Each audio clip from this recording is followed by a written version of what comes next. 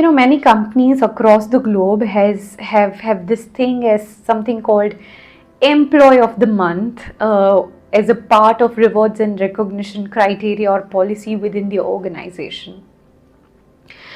Now, not thinking from a business perspective but from a humanitarian perspective, I feel that this concept of employee of the month, rather than motivating an employee, is often results into demotivating a larger amount of employees workforce within your organization.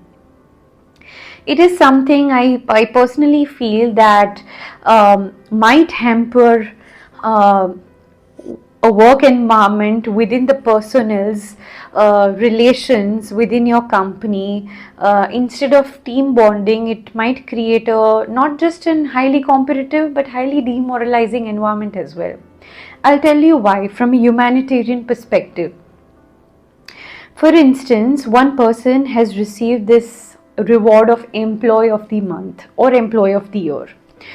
Now the colleague of that employee might be highly skillful, maybe even more skillful than the employee who has received this reward.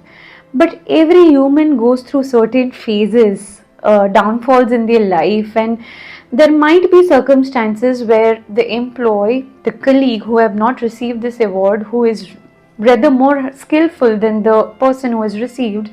might be experiencing some difficulties in his struggles in his her or their external environment apart from the professional life, maybe some relationship issue, health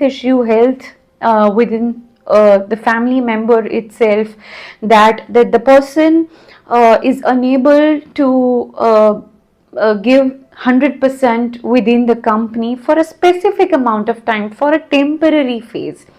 But because of this thing called employee of the month, that person, the employee who is highly skillful, might feel very, very demoralized that on one hand, the personal life is at struggle, and also professionally, no one is able to acknowledge, recognize, or understand those difficulties and have patience for that employee. So this is one hypothetical thing, circumstances that I have described, and there might be n number of things. So I feel that this concept of employee of the month, rather than creating a healthy competitive environment, it rather creates more of a very discouraging,